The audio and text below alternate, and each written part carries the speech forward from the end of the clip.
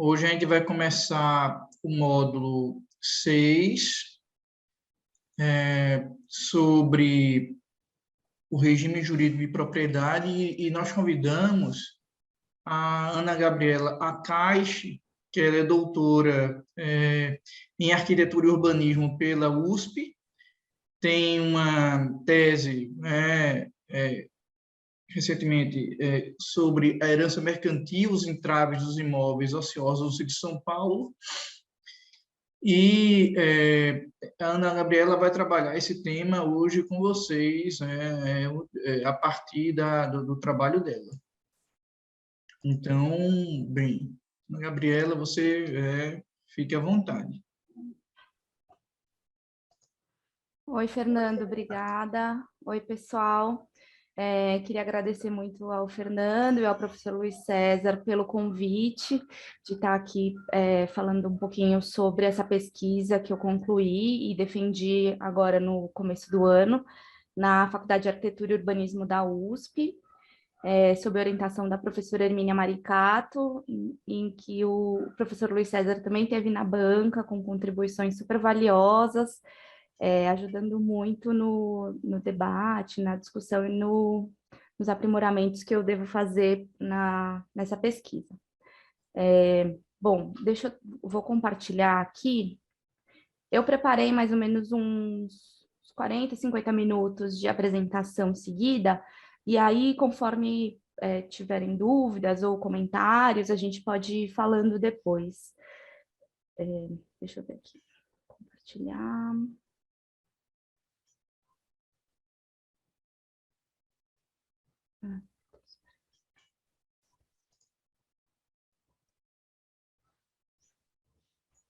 Tá dando para ver? Uhum. Legal. Então, o título da tese de doutorado é A Herança Mercantil, os entraves dos imóveis ociosos no centro de São Paulo. Né? Então, a gente vai falar especificamente dessa região do centro. Né? Aqui, só para situar, a gente já vai direto para o mapa do centro de São Paulo, num perímetro que foi delimitado como Operação Urbana Centro, né? Que pega basicamente o centro mais antigo da cidade. Né? Então, a Praça da Sé, o Vale do Anhangabaú, a Praça da República, né? É um perímetro menor do que se entende como centro expandido. A minha pesquisa tem um recorte temporal de 2014 a 2020, e esse mapa aqui, ele mostra os imóveis que foram considerados ociosos, né, aqui no centro. Então, em vermelho, os triângulos são os imóveis, os edifícios ociosos, então aqueles que são não utilizados, e as bolinhas azuis são os terrenos não edificados ou subutilizados também nessa região. Ao total, a gente tem 154 imóveis ociosos, 82 edifícios e 72 terrenos. Mais de 61 mil metros quadrados de terrenos, né?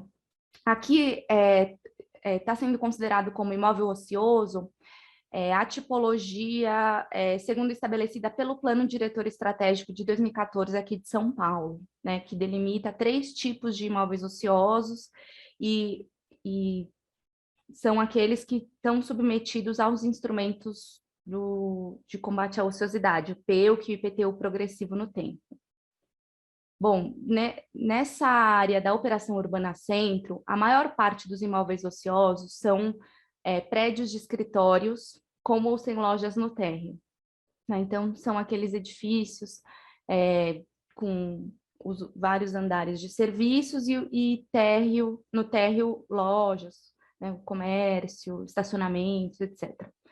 Na sequência, tem um percentual grande também de estacionamentos térreos, né? Então, são basicamente essas duas tipologias, mais uma tipologia horizontal de comércio e serviços, né? Ela é bem heterogênea, mas é basicamente assim, à direita, né, exemplos desses prédios verticalizados que estão vazios. Então, esse prédio verde aqui, todo vazio, né, que era de provavelmente de serviços, escritórios e tal. Esse embaixo, branco, é o edifício que no térreo tem o Bar Brahma, né, na famosa esquina da Avenida São João com a Ipiranga.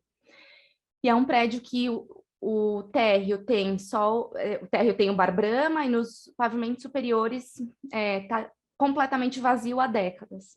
Então, aí tem essa tipologia de edifícios verticalizados, mas também a gente tem estacionamentos térreos e outras edificações mais horizontais fechadas.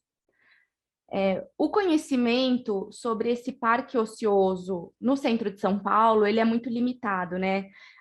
Os dados do censo do IBGE, eles trazem limitações, primeiro porque eles tratam de domicílios, então, no caso do centro de São Paulo, isso acaba restringindo, né? Porque o uso e ocupação do solo do centro, ele é mais comercial e serviços, e ele traz a definição de domicílios vagos, né, que são aqueles que o recenseador foi 3 vezes e não tinha ninguém, mas não necessariamente, né, esteja vazio por muito tempo, enfim. Aqui em São Paulo a gente tem a base de dados do TPCL, que é uma base da Prefeitura de São Paulo, que traz muitas informações super ricas, como área de terreno, coeficiente de aproveitamento e tal, que podem trazer um panorama desse parque ocioso. No entanto, os dados sobre o parque construído ocioso, ou seja, aquela pergunta que os jornalistas adoram fazer, né? Quantos prédios vazios tem aí em São Paulo ou no centro, né? Essa é uma resposta que as pesquisas, né, até então não conseguiram dar. Primeiro, pela questão da dinâmica, né? Essa questão dos prédios vazios e tal, ela tem uma dinâmica grande e até agora não existe uma metodologia para fazer esse levantamento mais numa escala maior. No final dos anos 90, os movimentos sociais se organizaram muito, né, em torno da questão dos prédios vazios, das ocupações, propondo políticas públicas, né, e eles fizeram uma listagem que contabilizava 282 prédios vazios. 99 eram edifícios, totalmente ou parcialmente vazios, 9 eram terrenos e 174 outros tipos de edificações. Esse levantamento foi base para o plano diretor de 2002, na demarcação dos perímetros de ZEIS, né? Teve uma pesquisa em 2009, também, que levantou 68 edifícios completamente vazios, e 90 em que apenas os térreos estavam ocupados, totalizando 158 edifícios com presença significativa de ociosidade. Em 2009, a FAUSP também fez uma pesquisa para a Coab, todas elas eram focadas em levantamento de prédios para reabilitação de edifícios para habitação de interesse social, né? Essa pesquisa para a Coab identificou 90 edifícios, e recentemente, no ano passado, uma pesquisa da FAUSP com a UFABC, para a Prefeitura de São Paulo, desenvolveu uma metodologia para caracterização de imóveis ociosos na subprefeitura da Sé, Moca e Lapa. Eu participei, né, que pensou uma metodologia para poder identificar esses imóveis não de uma forma empírica, né, que totalizou 1.264 imóveis, a maior parte deles edificações horizontais, casas em miolos de bairros, etc., e terrenos com área maior que 250 metros quadrados. Bom, a motivação dessa pesquisa que eu vou apresentar para vocês, ela parte, né, da minha atuação como técnica na Prefeitura de São Paulo durante a gestão 2013-2016, em que eu trabalhei na Secretaria de Desenvolvimento Urbano como assessora técnica no Departamento de Controle da Função Social da Propriedade. Foi um departamento criado em 2013, com o foco específico na implementação e aplicação dos instrumentos do parcelamento, edificação e utilização compulsórios, o PEUC, e o IPTU progressivo no tempo. Dentre as minhas atribuições como técnica na prefeitura, eu fazia também o atendimento aos proprietários que tinham sido notificados. Então, os proprietários notificados vinham na prefeitura para tirar dúvida, o que é a função social da propriedade, o que eu tenho que fazer agora que eu recebi essa notificação, etc. e tal. Tô com um problema no meu imóvel, tenho um problema de inventário, não consigo resolver, enfim. E aí, esse contato com esses proprietários me gerou um interesse em entender melhor, né, esses agentes em torno da retenção de imóveis no centro de São Paulo, né, entendendo que um entendimento maior desses proprietários pode iluminar algumas complexidades em torno da função social da propriedade e da própria dinâmica do mercado de terras nessa região. Então, algumas perguntas que eu me fiz logo, né, no início eram: quem são esses agentes em torno desses imóveis ociosos no centro? Se existe um perfil dominante, né? E quais os interesses subjacentes na retenção de imóveis? É uma especulação, né? Eles estão retendo esses imóveis pensando numa valorização futura para vender depois ou não, né? O que tem por trás desses imóveis que estão abandonados por décadas e caindo aos pedaços? Bom, e aí a minha tese se estrutura em 5 capítulos. O primeiro capítulo eu trago um panorama da ociosidade imobiliária, caracterizando esse problema no centro de São Paulo e trazendo algumas especificidades. O capítulo 2 é um capítulo basicamente com dados empíricos desse levantamento que eu fiz sobre os proprietários desses imóveis. O capítulo 3 eu trago um pouco uma problematização da herança histórica desses proprietários, né, desse setor proprietário. O capítulo 4 traz um panorama desse cenário atual do aquecimento imobiliário residencial no centro de São Paulo, algumas rupturas e continuidades na dinâmica do mercado de terras.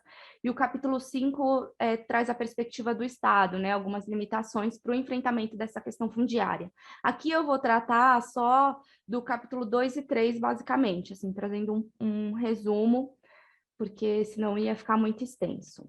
Esse levantamento empírico ele iluminou a genealogia econômica, política e social desses proprietários, evidenciando que a estrutura fundiária e a complexidade da produção do espaço urbano do centro de São Paulo, ela é marcada por várias camadas de história, de ciclos, de sobreposição de circuitos, de frações do capital, de atuação do Estado, de programas, políticas, dinâmicas distintas, que carregam traços da formação da sociedade brasileira patriarcalista, patrimonialista e colonial, vinculadas a capitais familiares antigos de caráter mercantil. Bom, a primeira pergunta que eu me fiz nessa pesquisa foi: existe uma concentração de imóveis na mão de poucos proprietários no centro? E aí, que era, de certa forma, uma premissa que eu tinha, né? Porque algumas matérias de jornais, na época, eles mostravam, poucos proprietários concentram muitos imóveis em São Paulo. E aí eu fui me debruçar nesses dados para entender. E aí, a resposta é que não tem uma concentração de imóveis na mão de poucos proprietários no centro de São Paulo. Aqui não estão só os imóveis ociosos, estão todos, né? Então, por exemplo, 78% dos proprietários, eles têm só um imóvel. Então, poderia ser um imóvel de próprio uso, né, de residência ou de uso comercial, enfim. No entanto, a análise do patrimônio imobiliário pela quantidade, ela não traz tanta relevância, porque no cadastro municipal constam como imóveis, por exemplo, vagas de garagem, boxes comerciais. Então, quando aparece muitos imóveis, podem ser vários boxes comerciais ou vagas de garagem. Então, eu acabei definindo o critério para os estudos de caso como o valor venal dos imóveis. Então, os 50 imóveis com maior valor venal nessa área da Operação Urbana Centro. São 45 proprietários diferentes, né, 20 pessoas físicas e 25 pessoas jurídicas. Bom, esses nomes que estão nessa tabela são os 50 proprietários desses imóveis. Esses nomes, às vezes, não dizem nada, assim, porque são nomes de empresas que, quando você olha na internet, pode não ter muita informação, né? sobre. Por isso que eu tive que fazer uma análise em arquivos de acervos históricos, imprensa, para tentar trazer um pouco a genealogia disso. Bom, e aí a primeira conclusão é que 74% do patrimônio imobiliário ocioso do centro de São Paulo está na mão de um grupo que eu denominei como arcaico setor proprietário rentista imobiliário, né, que é composto por proprietários do comércio varejista, rentistas herdeiros e instituições religiosas e associações beneficentes, prioritariamente. Então, são esses proprietários que que são donos desses prédios vazios e terrenos aqui no centro de São Paulo.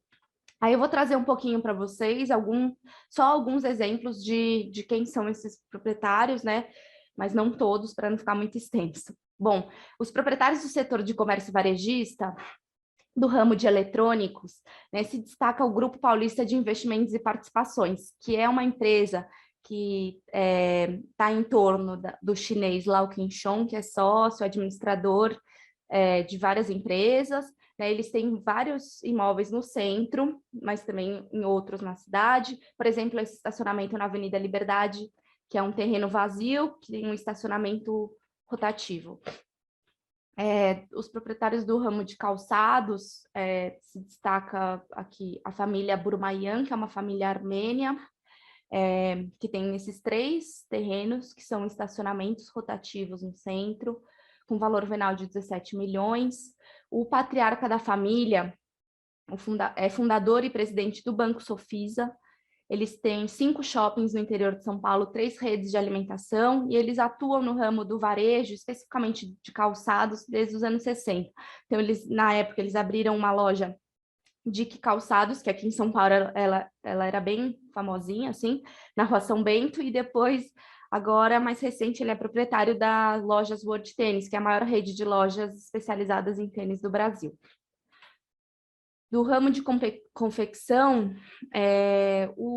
essa empresa, DMSJ Administração e Participações Limitada, ela é administradora do patrimônio imobiliário da empresa Depósito de Meia São Jorge, que aqui em São Paulo ela é uma loja bem famosa, né? Ela é uma das maiores redes de venda de moda íntima e meias do Brasil, e a história também se repete, são imigrantes libaneses que vieram para o Brasil e começaram a trabalhar como mascates, né, vendedores ambulantes no centro de São Paulo, ali na região da 25 de março.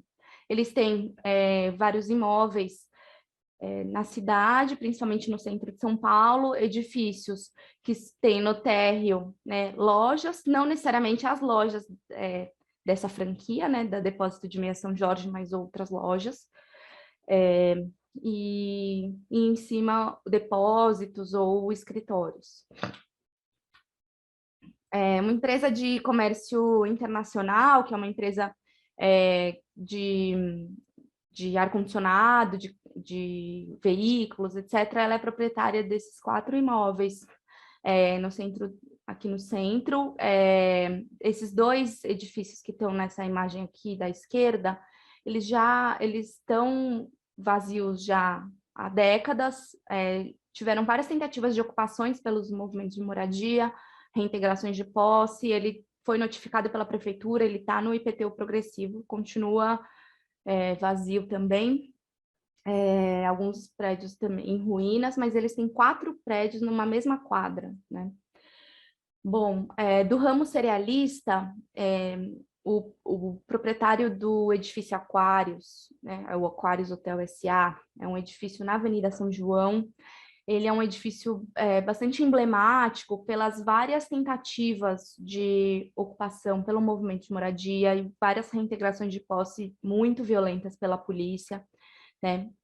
O proprietário desse prédio é o Messias Pedreiro, que é um cerealista de Uberlândia, um dos maiores industriais lá de Uberlândia, que tinham várias empresas, né, indústrias, comércios e tal, nesse ramo cerealista. Ele começou a construção desse prédio, que era para ser um hotel. ele faleceu e os quatro filhos não chegaram num consenso, eles nem terminaram a obra do hotel e nem decidiram o que fazer, se ia vender, se ia continuar a obra. Então, desde então, o prédio nunca foi ativado como hotel e ele está vazio desde então. Das instituições religiosas e beneficentes, a Associação Auxiliadora das Classes Laboriosas é uma entidade que, no início do século XIX, trabalhava com convênios de saúde para trabalhadores, né? Era uma grande associação que tinha sede aqui nesse prédio da Rua Roberto Simonsen, que é uma travessa da Praça da Sé, e que está desativado desde então, né? Está em ruínas e tal. O Círculo Esotérico da Comunhão do Pensamento é também uma instituição religiosa que é proprietária desse prédio, que ele é um esqueleto de prédio que está assim parado há muito tempo. Também da Praça da Sé você consegue olhar esse prédio, e aqui as pessoas sempre conhecem, sabem dele, né, e comentam sobre ele. O Instituto de Cegos Padre Chico, ele é uma instituição beneficente de uma escola para crianças cegas, que foi fruto da doação do Conde José Vicente de Azevedo, né, que foi um português que doou todo o seu patrimônio para instituições religiosas e beneficentes, principalmente no bairro do Ipiranga, aqui na zona sul de São Paulo. Além de vários terrenos para construção de instituições e tal, ele também doou casas, apartamentos, né, prédios para as associações. Então, um exemplo são essas casas geminadas, né, no bairro do Bom Retiro. Bom, a Mitra Arquidiocesana de São Paulo, ela é a circunscrição eclesiástica da Arquidiocese aqui em São Paulo, né? Então, ela é responsável por todo o patrimônio imobiliário da Igreja Católica aqui de São Paulo. Eles têm muitos imóveis espalhados pela cidade toda, muitos deles estão em uso, né? Em uso mesmo das igrejas, né? Ou de seminários, de orfanatos, creches, os conventos, mas eles também têm muitos imóveis que são casas, apartamentos, lojas, né? Terrenos vazios. Aqui eu só trago um exemplo do Afonso Sardinha, que foi um dos grandes doadores da igreja, né, aqui de São Paulo, que ele foi um famoso sertanista e bandeirante, um dos mais antigos moradores da capitania de São Vicente. Ele foi político, ele teve uma influência política muito forte na época, né? Ele não teve filhos e ele doou em testamento todos os seus bens para a Arquidiocese de São Paulo. Ele era muito religioso, enfim. Então, basicamente, o patrimônio da Igreja Católica e das associações beneficentes está calcado nessas doações, nesse legado, né? O Mosteiro de Santa Teresa, ele é proprietário desse prédio, que é na esquina da Praça da Sé com a Rua Roberto Simonsen, que chama Palacete do Carmo. E ele é um edifício que está em ruínas, mas o Mosteiro de Santa Teresa, ele faz parte da Ordem das Carmelitas Descalças, e aqui em São Paulo, eles eram proprietários do terreno onde hoje é a PUC São Paulo, no bairro de Perdizes, e eles fizeram uma permuta interna na igreja, com um terreno no Jabaquara para instalar um mosteiro, né, o convento das Carmelitas, em troca da PUC. Hoje a PUC está na mão da Arquidiocese, da Mitra. E um dos motivos que alegam que esse edifício está em ruínas, parado, etc., é por disputas internas da igreja com relação à propriedade, né? Bom, a pesquisa da Beatriz Bueno, da FAUSP, já indicava que em 1809 a Igreja Católica já era um dos maiores proprietários imobiliários de São Paulo, Mosteiro de São Bento, Convento do Carmo, enfim. Dentre os proprietários rentistas e herdeiros, Eu vou destacar aqui a Clotilde Pereira de Toledo Lara, mas outros, por exemplo, o Jorge Eduardo de Moura Albuquerque ou José Paulo Leite de Barros, são falecidos e são pessoas que assim, são muito antigas na história de São Paulo. Alguns deles até vieram junto na embarcação com o Martim Afonso de Souza para o Brasil, né? E assim, os imóveis ainda estão em nome dessas pessoas, né? Bom, o Antônio de Toledo Lara, ele foi um conde, né, com bastante atuação no começo do século XIX. Ele foi um dos fundadores da Fábrica Antártica aqui no Brasil, e ele tinha muitos imóveis no centro, né? Ele comprava e construía Palacete Jordão, que tinha um Café Triângulo, que era famoso na época, Palacete Tietê, Palacete Carvalho. Ele já era um dos maiores proprietários de imóveis nessa área, na época, e ele demoliu esses prédios e construiu outros mais verticalizados no lugar, numa época em que o centro estava atraindo muito serviços, né, de empresas e tal. Então, ele construiu já com fins de locação, né, com comércio no térreo e os outros andares para alocação de lajes, né, serviços. E ele alugava, basicamente era com esse fim de locação rentista, né? Bom, aqui eu vou trazer um pouco uma divisão entre os tipos de proprietários, né? Então, e problematizar um pouquinho sobre eles. Os proprietários corporativos, eles representam 42% da amostra. Basicamente, a origem do recurso investido no imobiliário vem da aplicação dos excedentes de lucros de outros setores, né? O Carlos Lessa já fala que a fração do excedente geral da economia de que se apropriam supera as possibilidades de transformação em novo capital dentro do setor. E aí o circuito imobiliário entra como uma frente próspera de expansão do complexo mercantil hegemonicamente nacional. Foi isso que apareceu muito forte, né, nesses proprietários corporativos.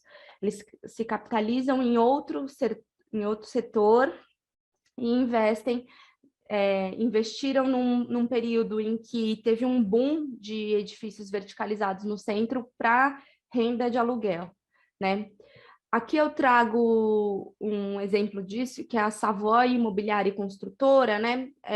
Que é uma das grandes proprietárias de imóveis aqui de São Paulo. Ela iniciou suas atividades no litoral sul paulista, com loteamentos. Ela tem inúmeras investigações sobre ações de desapropriações indiretas, inclusive a própria origem do capital dessa empresa ela é um pouco controversa, né? Algumas pessoas dizem que a máfia é dinheiro da máfia italiana que veio para o Brasil e é investido nessa compra de imóveis. E eles não vendem imóveis, eles compram, né? Eles não vendem, eles não negociam nem para o mercado, muito menos para os órgãos públicos para alguma reabilitação nesses edifícios. Os proprietários étnicos representam 20% dessa amostra que eu levantei, então são chineses, libaneses e sírios, e eles estão muito vinculados à atividade nesse território, né? Então, historicamente, foi uma área em que esses imigrantes se instalaram com as suas atividades e compraram muitos imóveis também, né? Então, eles têm uma relação muito forte com o comércio da região. Eles têm uma prática de relações de compra e venda bem restritas ao seu grupo e uma prática de um corporativismo étnico nas transações econômicas. Então, eles falam, chinês só vende para chinês, né? Chinês só contrata corretor de imóveis chinês, enfim. E eles também compram muito, mas também não vendem, né? Eles são conhecidos por realizar pagamentos à vista em dinheiro, né, com valores até acima do valor de mercado pedido, né? E eles compram também apartamentos desses lançamentos imobiliários novos, né? Então eles compram 5, 10 apartamentos no mesmo prédio, com malas de dinheiro, né? Chegam com malas à vista e pagam em dinheiro, segundo as entrevistas que eu fiz com corretores de imóveis, né? Sobre esses casos. E os chineses, especificamente, eles têm uma pretensão ali nessa região do centro em transformar essa região numa Chinatown de São Paulo, né? Então, eles têm um projeto que foi apresentado na prefeitura e está tramitando na Câmara para uma revitalização dessa área, com hotéis, com shoppings, enfim, com várias atividades ali. Essa atuação dos chineses, ela se insere num mercado que movimenta mercadorias de falsificação e pirataria, né? Que caracteriza-se por um alto grau de licitude. Até aqui, só uma curiosidade, a relação entre o setor imobiliário e as atividades ilícitas, ela não é nova, né? Sim, muitas pessoas já vêm falando sobre isso. Inclusive, tem uma pesquisa da Transparência Internacional de 2017, foi feita aqui em São Paulo, em que constata que 3.400 propriedades estão registradas em nome de empresas, de 236 empresas, controladas ou vinculadas a paraísos fiscais e jurisdições secretas, no total de 8 bilhões de reais. A maioria desses imóveis estão no quadrante sudoeste da cidade, fora do centro, né, numa região aqui de São Paulo, que ela é uma frente próspera de expansão do capital imobiliário corporativo.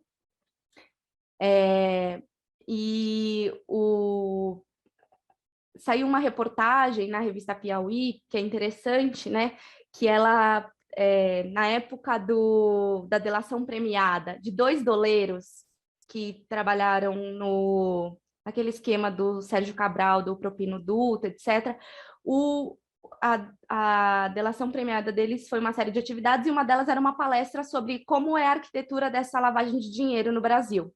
E aí eles falaram especificamente que o centro de São Paulo, a 25 de março, e o Saara, no Rio de Janeiro, eles são os epicentros dessa lavagem de dinheiro dentro desse esquema, né? Porque esses centros de compras, eles movimentam 130 milhões de reais por dia, e os pagamentos são feitos ou em dinheiro, a maior parte em dinheiro, ou cheques de valor baixo, né? Então, aí isso entra num esquema de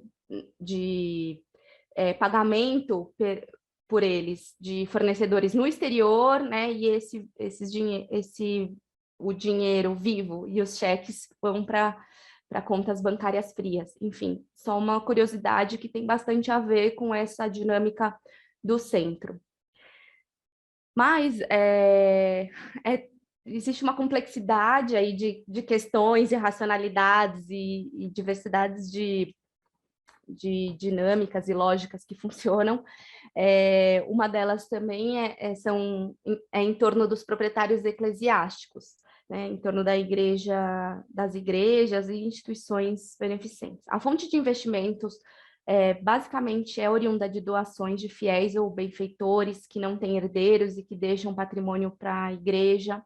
Existe um desconhecimento do patrimônio imobiliário, uma ausência de levantamentos atualizados sobre qual que é o patrimônio da Igreja Católica aqui em São Paulo. Não se sabe, muitos registros estão desatualizados, né? Não existe uma sistematização disso. E a gestão desse patrimônio, ela é realizada pelos próprios padres, né? Um deles, em entrevista, me relatou que existe uma grande dificuldade, porque os padres, eles foram preparados para rezar missa, para fazer pastoral, para realizar casamentos, etc.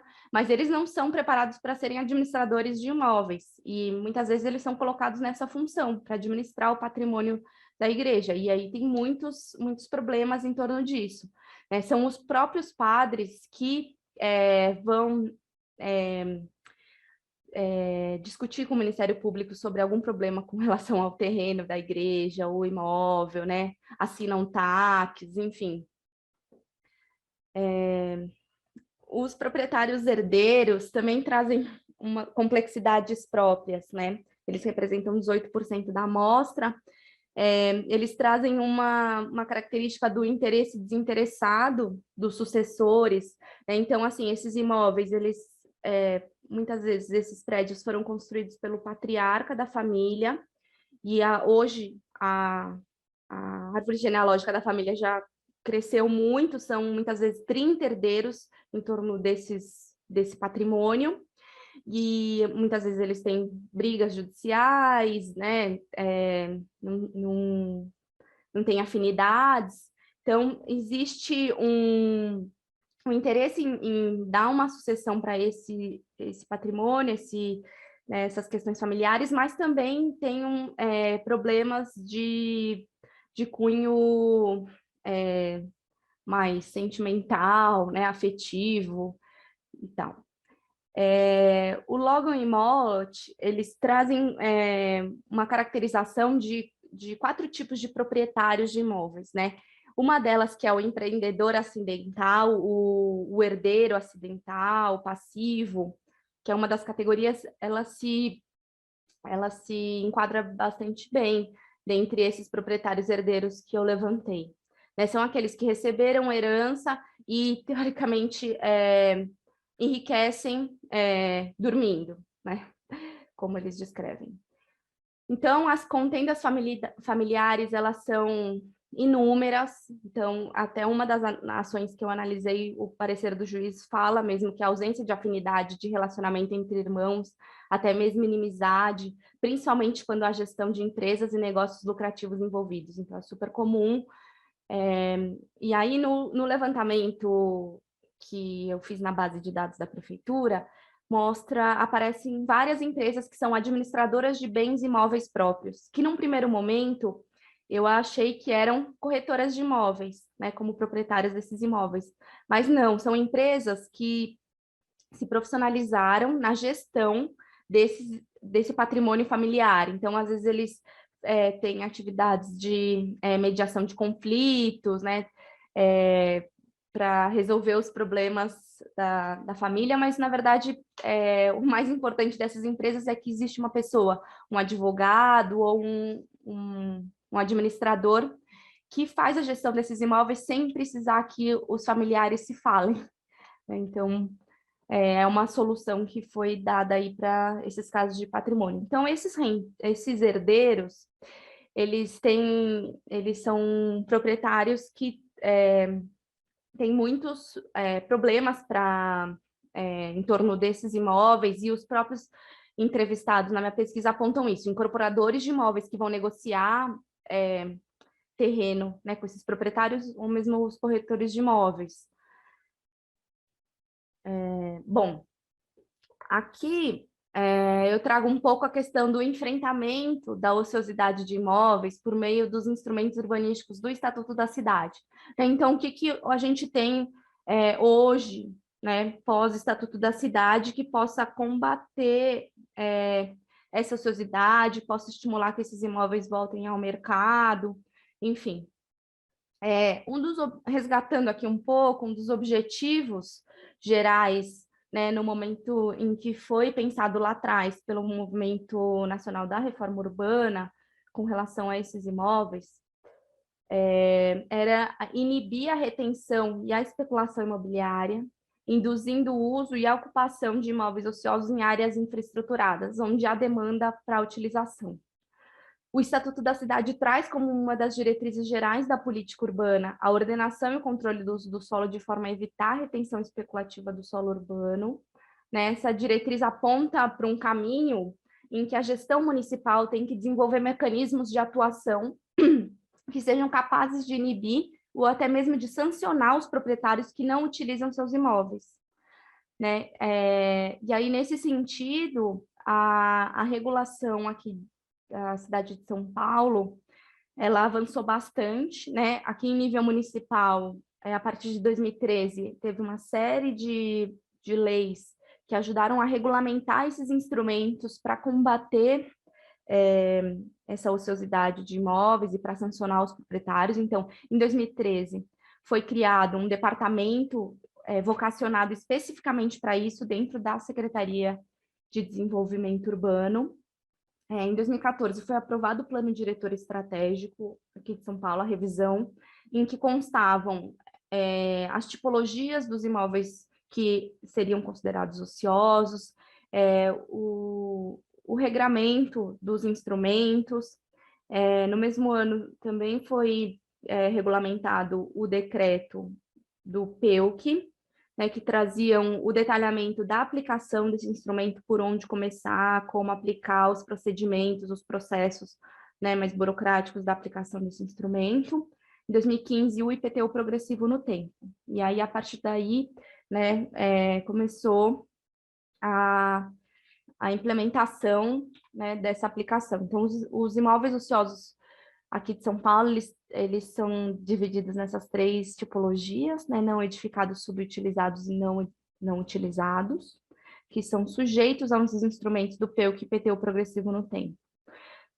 Cabe só dizer que essa aplicação desses instrumentos aqui em São Paulo, que eu participei, ela é bastante complexa, né? Tem toda uma análise bem minuciosa antes da notificação ao proprietário. Então, tem um levantamento em base de dados, tem a vistoria no local, em diversos horários e dias, para constatar que o imóvel está ocioso mesmo, tem consulta na matrícula dos imóveis, né? Tem enfim, uma série de processos colocados aí. E aí, aqui em São Paulo, os imóveis sujeitos ao PEUC, eles têm uma vez notificados, eles têm 1 ano para apresentar um projeto, 2 anos para iniciar as obras e 5 anos para concluir. Os imóveis não utilizados, os prédios vazios, eles têm que, em 1 ano, dar um uso ao imóvel, né? Senão, começa a incidir o IPTU progressivo no tempo, que é o aumento da alíquota do valor do IPTU, duplicada a cada ano, no máximo de 15%. Bom, aqui eu trago um pouco os resultados da aplicação desse instrumento aqui em São Paulo, daqueles que cumpriram com a obrigação. Eles foram notificados, né, porque estavam descumprindo a função social da propriedade, estavam ociosos, e aí eles atenderam a obrigação. Então, o que aconteceu com esses imóveis que atenderam a obrigação estabelecida, ou seja, que cumpriram com a função social da propriedade? Então, até junho de 2021, 164 imóveis nesse perímetro mais central, né, cumpriram a obrigação do PEUC, que representa 20% do total desses imóveis. Nenhum deles foi convertido para habitação de interesse social de promoção pública, alguns deles se transformaram em empreendimentos residenciais, né? Por exemplo, esse caso era um estacionamento rotativo notificado em 2015, em 2019 já estava sendo lançado um empreendimento imobiliário. Esse caso também era um estacionamento rotativo e se transformou também, foi convertido para um empreendimento imobiliário. Esse é um outro caso também, em ZEIS 3, né? Esse é um caso de retrofit que tinha sido notificado e ele foi reativado com retrofit, também com lançamento em empreendimento. Mas, basicamente, os imóveis que foram notificados porque estavam vazios e cumpriram a obrigação, eles estão numa tipologia que é bem característica do tecido urbano do centro de São Paulo, que são prédios que têm no térreo uma loja e em cima os pavimentos voltados a serviços, né? E eram justamente esses pavimentos superiores que estavam vazios. Então, o que os proprietários fizeram quando receberam a notificação? Eles reativaram esses outros pavimentos para usos, né, de escritórios, consultórios, etc. Então, isso foi bastante comum nesses casos que cumpriram com a obrigação, ou mesmo casos em que era um posto de gasolina que estava desativado e usado como estacionamento, e aí o proprietário recebeu a notificação e ele reativou o estacionamento, o posto de gasolina. Ou depósitos que estavam fechados e foram reativados como depósitos. Esse caso aqui era um estacionamento, nessa foto de cima, que ele foi notificado porque ele era um imóvel não edificado, ou seja, ele não tinha um coeficiente de aproveitamento, ele tinha o coeficiente de aproveitamento igual a zero, numa área totalmente infraestruturada, onde o CA poderia ser até 4, né? E ele tinha que atender pelo menos o mínimo, o CA mínimo. Então, o que o proprietário fez? Ele construiu em estrutura metálica 2 lances de estacionamento. E com isso ele atendeu à legislação e foi dado por cumprida a obrigação.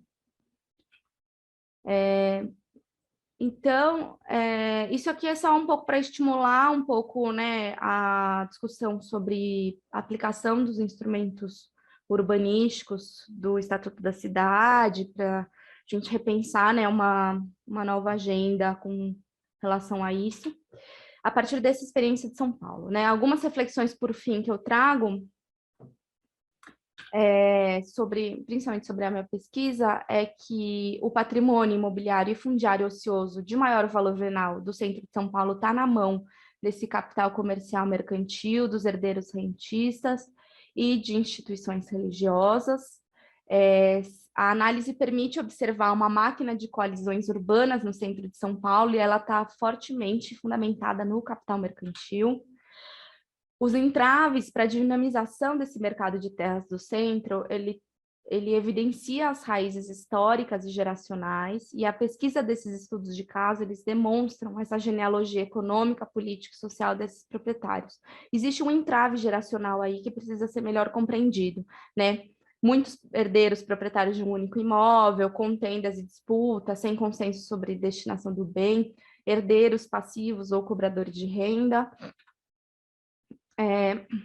Outra questão é que não se pode afirmar que exista um capital imobiliário especulativo em torno desses imóveis ociosos no centro, operando de forma ativa para promover a sua valorização. Então, essa pesquisa, ela ilumina uma falsa dicotomia que é convencionalmente colocada entre o mercado especulativo de imóveis e o não cumprimento da função social da propriedade, né? Mostrando que existe uma complexidade bem maior aí que precisa ser compreendida.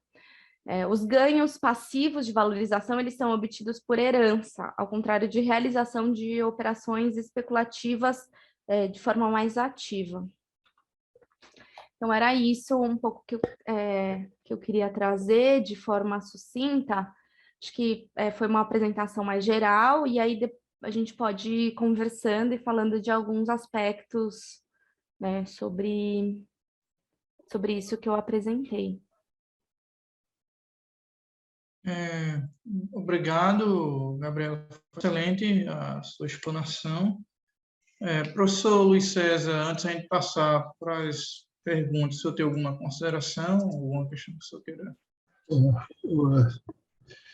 Bom, muito obrigado aí pela exposição. Realmente, acho que temos aí alguns elementos interessantes para conversar, né? E fazer a conexão com o que vem sendo tratado no curso, né? Antes de fazer algum comentário a esse respeito, né? Eu queria falar um pouquinho sobre a tese, né?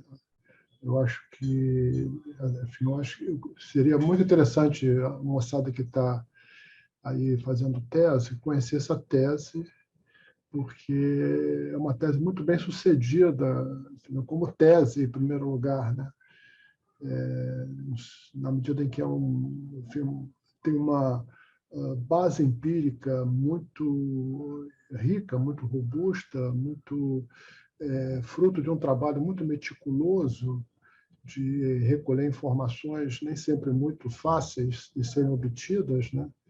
E, ao mesmo tempo, uma maneira de tratar esse empírico do ponto de vista de um quadro teórico, né? Bastante apropriado, uma maneira bastante apropriada, né? Fazendo uma relação bastante rica entre o quadro teórico, a hipótese, enfim, o levantamento empírico suscita em termos de reflexão, né, sobre esse caso, né? E, além disso, também, eu acho que é uma tese muito bem sucedida do ponto de vista da forma, né? Muito bem escrita e, ao mesmo tempo, assim, com uma forma de apresentação do problema bastante pertinente, na medida que, para quem não conhece muito São Paulo, né, o centro de São Paulo especialmente, ficaria muito difícil entender vários aspectos da análise feita sem um conhecimento mais concreto, né? Enfim, do caso, enfim, da área, né? Objeto dessa reflexão, dessa análise, né? E, nesse sentido, a tese é muito boa porque ela vem acompanhada de uma enfim, parte de imagens sobre, enfim, essa área, os casos, o edifício, etc., que permite que a gente, mesmo não conhecendo, consiga entender a narrativa, entrar na narrativa, entendeu? Então, assim, do ponto de vista da forma da tese, é uma tese também muito bem sucedida. Então, o primeiro aspecto que eu queria comentar é esse, né? Convidando aqueles que estão fazendo tese, aquelas que estão fazendo tese, até olhar essa tese, não só pelo conteúdo dela, mas também pela forma. Entendeu? Uma tese muito bem sucedida como tese. Entendeu?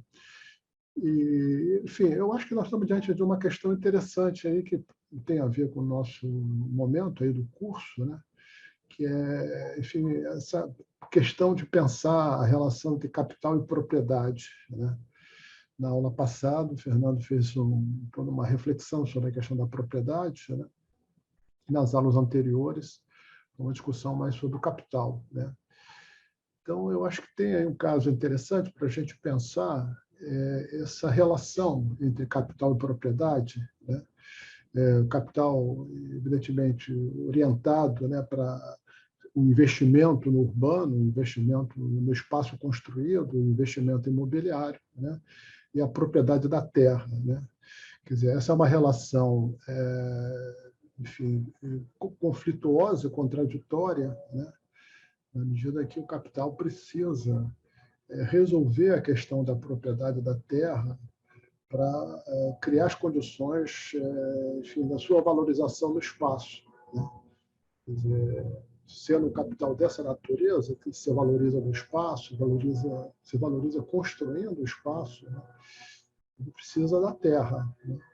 E a terra é objeto de uma relação social específica, que a gente reconhece por esse termo, propriedade privada da terra,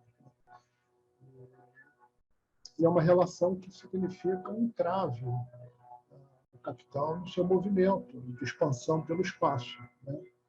O capital precisa resolver esse entrave, né? Quer dizer, ter acesso à terra de maneira livre, sem obstáculos, para que ele possa, enfim, realizar o seu movimento, um movimento de autoexpansão do espaço e na produção do espaço, né? E essa relação enfim, é sempre um desafio para o capital, né? Porque se trata de uma relação fundada numa propriedade, de um bem, né? Que não é produto do trabalho, não é, portanto, em si uma mercadoria, né?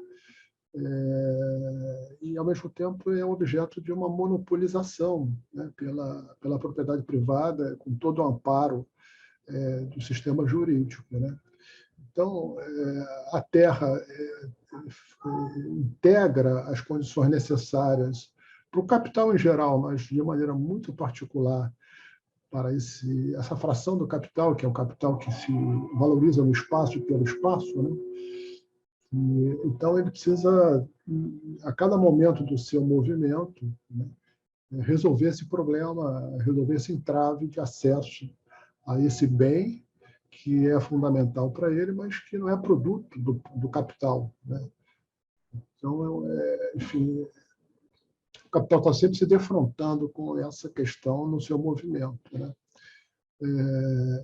Enfim, então, eu acho que a tese traz para a gente uma reflexão sobre, nesse recorte específico, né, que foi usado, o centro de São Paulo, né, as dificuldades do capital se apropriar plenamente da propriedade, né, e conseguir imprimir a sua lógica na transformação desse espaço, no uso desse espaço, né? Enfim, esse entrave que, enfim, tem uma fundamentação teórica geral. No nosso caso, né, esse é o ponto central da tese, né, é um entrave muito especificado, muito, enfim, singularizado, né, pela lógica mercantil que prevalece no capitalismo brasileiro, né? Essa é a tese da Isabela, né, quer dizer que da Ana, perdão, que enfim, propõe a partir do enquadramento teórico lá do Wilson Cano, né, que nos fala desde há muito tempo, nos falava, né, da especificidade da expansão do capitalismo brasileiro, que é uma expansão que não absorveu completamente a lógica mercantil, a sua lógica, né? Então, essa propriedade privada da terra, no caso brasileiro, no caso específico dessa área, né, também enfim, decorrente, né, dessa propriedade estar inserida na lógica do funcionamento enfim, da valorização do capital mercantil, né? Então, assim, eu acho que é um caso interessante da gente pensar, né? E isso explica, em parte, né, as idas e vindas desse movimento de renovação dessa área central de São Paulo, né? Em alguns momentos, o capital consegue penetrar nessa área, né? Em outros momentos, por mudança das condições gerais, esse entrave se torna maior e há um movimento de, enfim, recuo no sentido de não expansão da apropriação do capital dessa área, né? O que coloca também algo interessante que é tratado na tese, né? Como essa área também é uma área objeto não só da disputa entre capital e propriedade, mas também de disputa entre capital e propriedade e os movimentos sociais, né? Que pleiteiam diante dessa contradição, entrar nessa contradição, disputar essa área para dar um uso a essa área que seja mais adequado enfim, a função social que essa área tem que ter em termos de assegurar as condições de vida, as condições de reprodução social, né?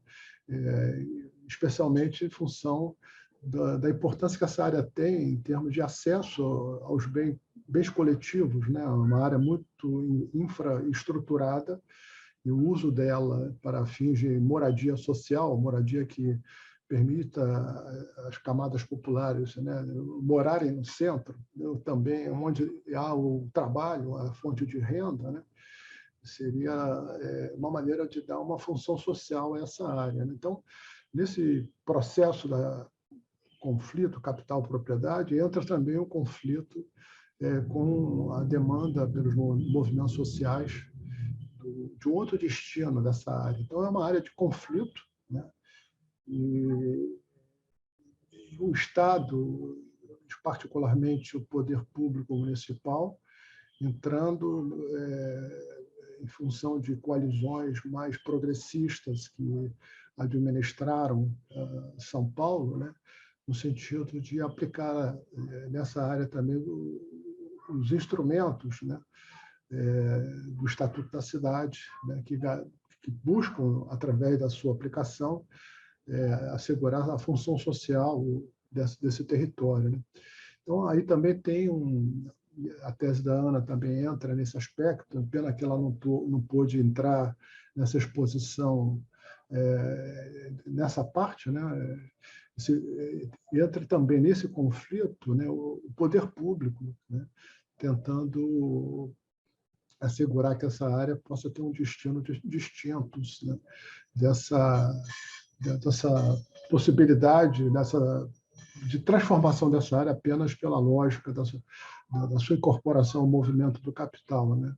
O que significa, portanto, fechar essa área, o que significaria fechar totalmente essa área a possibilidade das camadas populares, enfim, ali morarem, né? Então, é uma área de conflito. Então, eu acho que a tese é bem interessante para mostrar como é complicado esse processo, né? A gente tende, do ponto de vista teórico, a pensar que o capital consegue resolver de maneira livre esses entraves, né? O seu movimento, os entraves que vêm do acesso ao espaço através do acesso à terra, né? Mas, na prática, enfim, essa possibilidade do movimento do capital resolver de maneira plena esses entraves, né? Na verdade, é marcada por vários momentos, né, de idas e vindas, enfim, da busca dessa solução. Entendeu? O que exige da gente, né, não só pensar do ponto de vista teórico essa relação, mas também ver como, na prática concreta, esse movimento é um movimento eivado de contradições, de impasses, né? E a solução desses impasses é que vão dando o destino ao uso dessas áreas, né?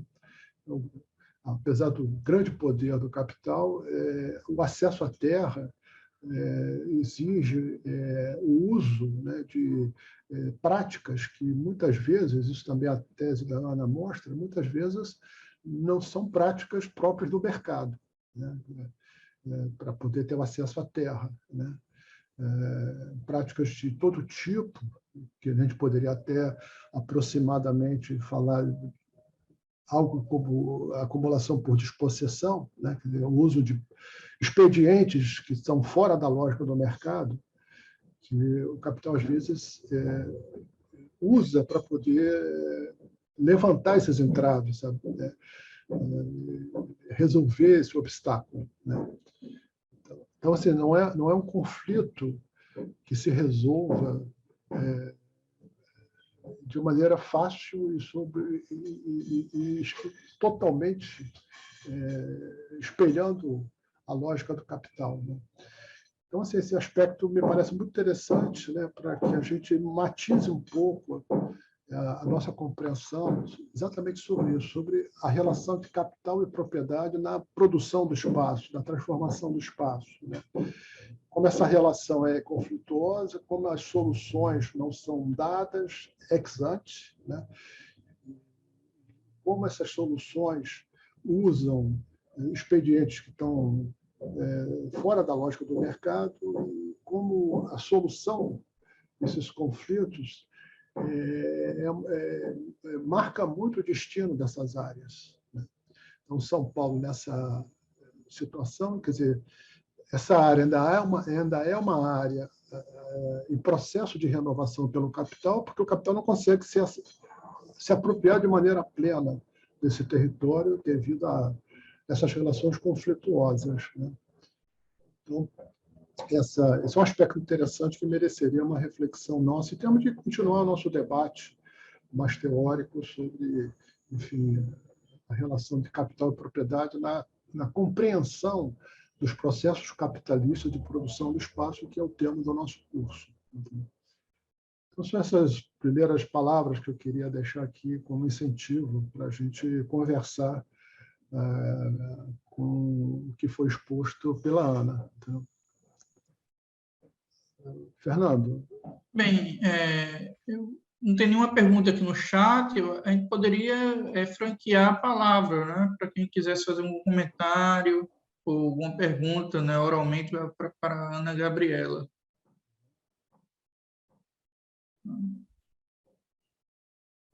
Alguém?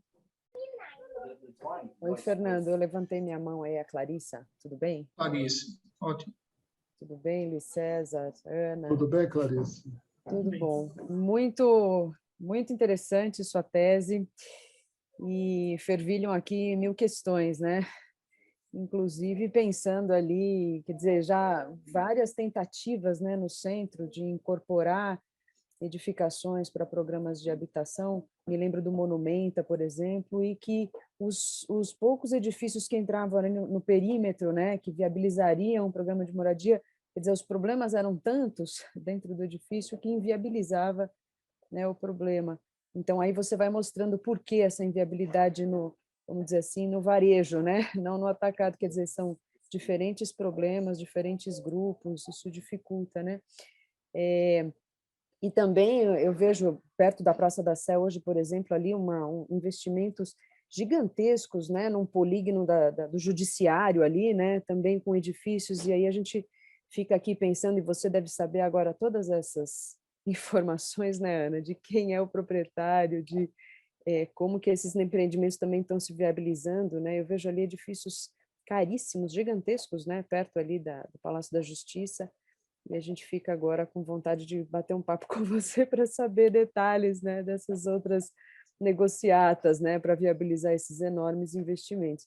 Mas o que eu queria te perguntar é uma pergunta, na verdade, um interesse aqui particular, eu espero não desviar aí, mas a gente aqui em São Paulo está com um interesse mais específico, quer dizer, até em função do livro, né, Luiz César, que a gente está construindo aqui, de identificar proprietários de conflitos e a disputa dos imóveis de ex-fábricas, né, imóveis industriais. Eu sei que o perímetro aí do centro que você apresenta não traz esse perfil de imóveis, mas você fala ali de um estudo que pegou uma parte do que a gente chama aí de Zona Leste 1, né, ali da Moca, por exemplo, e eu teria muito interesse em saber, bom, perguntar aqui rapidamente para você, se há alguma homogeneidade aí no perfil dos proprietários destes imóveis que têm, eu nem sei agora dimensionar quantos estão de fato ociosos, porque essa parte da Zona Leste 1, mais próxima do centro, já teve muita reconversão de uso desses imóveis fabris, né? Principalmente para habitação ali na Moca, de alto padrão, mas se você identificou aí, se você pode indicar esses estudos aí, fontes, né, para a gente reconhecer os proprietários desses imóveis fabris e, enfim, se você tem alguma informação especificamente nesses distritos mais centrais em que havia uma profusão de imóveis com esse perfil e, enfim, o destino deles e um pouco se isso está no seu radar. Obrigada e parabéns.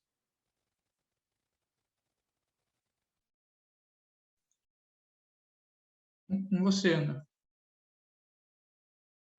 Pode já responder? Sim, sim. Legal.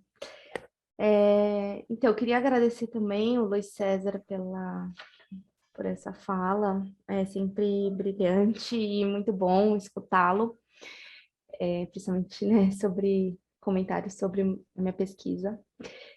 Clarissa, é bem interessante isso que você falou sobre esses imóveis que eram fábricas, né, indústrias, porque esse perímetro que eu estudei, ele pega uma parte, né, sim, do Brás, que era uma área com tecido urbano, né, remanescente, industrial, enfim.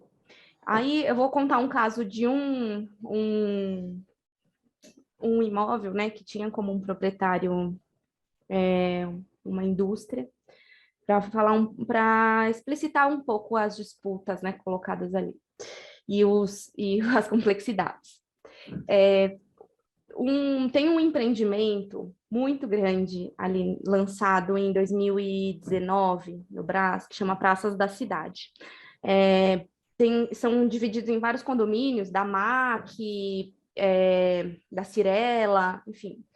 E é um terreno, acho que de 10 mil metros quadrados, em que antes era todo parcelado, então eram várias casinhas, né, pequenas, algumas partes que tinham galpões, e a propriedade da maior parte desses terrenos e imóveis era de uma empresa que chama Comolate. É uma empresa de autopeças de origem italiana, imigrantes italianos que vieram para São Paulo e trabalhavam com essa parte de autopeças de carros, fabricação, venda, comércio exterior, etc.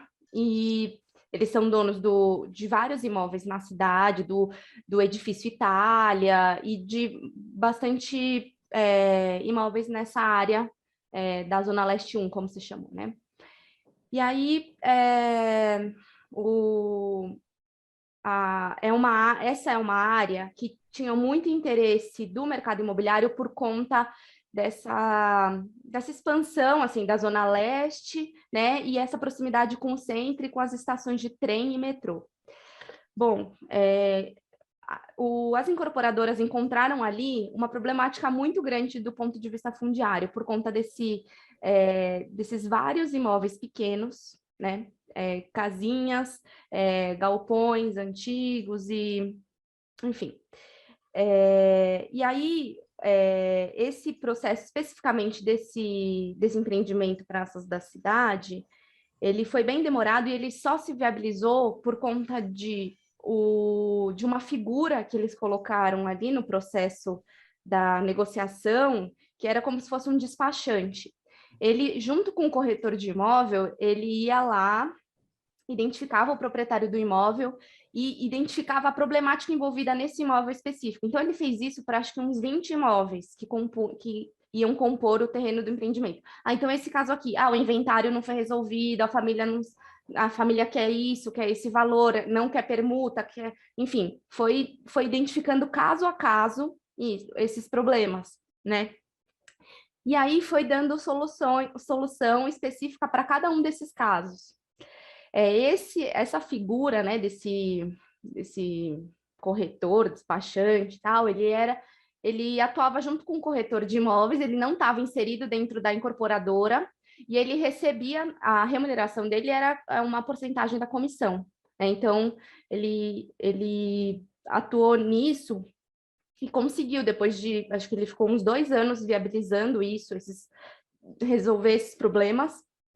E, por exemplo, casos de que tinha uma fábrica ou um imóvel que eram vários herdeiros que não se falavam. Ele falava assim, olha, a gente vai construir aqui um empreendimento imobiliário, a gente pode pagar como uma permuta física em que você recebe 5 apartamentos, o seu irmão recebe 5 apartamentos, vocês não vão precisar se falar, vai estar resolvida essa questão desse problema e pronto, sabe? E foi usando estratégias desse tipo individualmente com cada um. Esse é um caso bem interessante ali no Brás, ali perto da estação, né, que aconteceu, que era um terreno grande, com galpões e tal, e várias casinhas. Enfim, e é isso que você falou, né? Os entraves e as soluções, elas são no varejo, não dá para ser no atacado. Então, acho que essa minha pesquisa mostra bastante isso mesmo, dessas complexidades diversas e, enfim, entraves diversos. Bom, com relação às fontes de dados, em 2016, foi aberto um cadastro aqui na Prefeitura de São Paulo dos proprietários contribuintes de IPTU. Então, essa base de dados na plataforma GeoSampa, aqui da Prefeitura, disponibilizou todos os contribuintes de IPTU da cidade inteira. Então, tinha 33 milhões de registros, essa planilha. Hoje me falaram que saiu do ar, né? Não sei se ainda está. Mas na época abriu isso e para mim foi uma possibilidade, né, de uma fonte muito rica de informações. Então foi com base nessa fonte de dados que eu trabalhei, né, nessa base de dados, mas por outro lado eu me deparei com alguns problemas que era, por exemplo, o nome que estava nessa base de dados, o nome do proprietário que estava nessa base de dados não diz muita coisa. Por isso que, assim, uma das primeiras constatações preliminares que eu fiz foi que as administradoras de imóveis são grandes proprietárias no centro de São Paulo. Eu achava que tinha a ver com isso, né? Eram essas corretoras de imóveis que compravam imóveis. Depois, quando eu fiz esse recorte dos estudos de caso, eu pude perceber que essas administradoras de imóveis, elas são administradoras de patrimônio familiar ou de patrimônio de empresas, né? Não são corretoras de imóveis, né? Naquele padrão. Enfim, então eu tive que fazer uma pesquisa mais aprofundada de minúcias para entender melhor do que se tratava isso. Buscas na junta comercial, em vários arquivos e fontes diversas que compuseram aí essa análise, porque quando você bate, acho que tem até algumas pesquisas que foram feitas, que elas não entraram nessa minúcia, elas pararam nessa base de dados e aí elas trazem informações que podem ser um pouco controversas. Então, por exemplo, o Paulo Sandroni, um professor aqui da FGV, ele trabalha também com essa base de dados dos contribuintes de IPTU, principalmente em áreas com uma dinâmica imobiliária mais forte.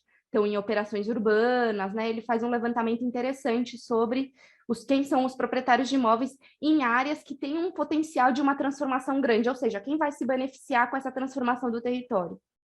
Por exemplo, na área da Vila Leopoldina, tinha um projeto de intervenção urbana, né, um PIU importante, da Votorantim, etc., ele levantou que os imóveis, a maioria dos imóveis estavam na mão de corretoras de imóveis, né? Mas ele não foi muito a fundo do que, né, da onde é lá atrás, sabe? Podem, na verdade, assim, no centro de São Paulo, o que eu posso dizer é que os proprietários, eles não são oriundos do mercado imobiliário em si. Eles orbitam nesse mercado imobiliário, mas eles não são, né, eles não atuam no mercado dessa forma mais tradicional, assim, né? Da incorporação, etc. Mais isso. Não sei se esclareceu. Obrigada. Matheus levantou a mão. Oi. Eu queria perguntar para a Ana Gabriela uma questão, até lembrando um pouco da aula anterior com o professor Fernando, que foi a questão do problema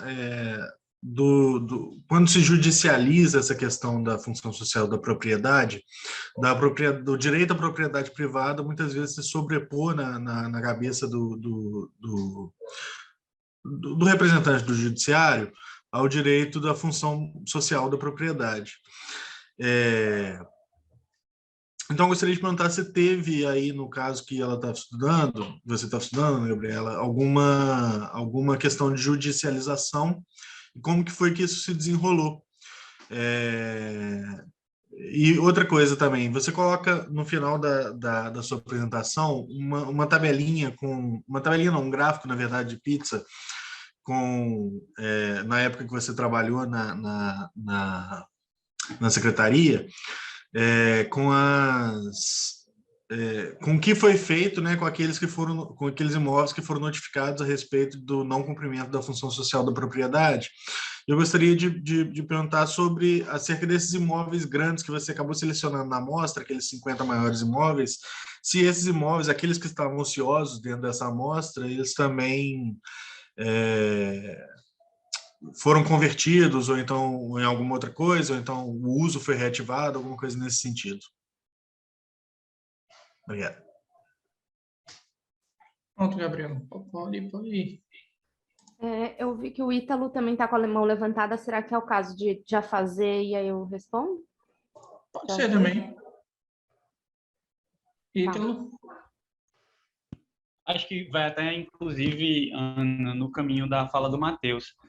Primeiro, parabenizar muito a tua tese, é uma tese incrível, assim, é uma tese linda, é boa de ver, estou muito contente que vou ter acesso a ela, e estou contente também que vou ter acesso a ela, especialmente por conta dessa disciplina, né? Porque esse curso, ele auxilia muito a gente que está pesquisando do ponto de vista da propriedade, da posse e da função social da cidade e da propriedade a pensar categorias e formas, seja metodológicas, seja teóricas, nesses objetos.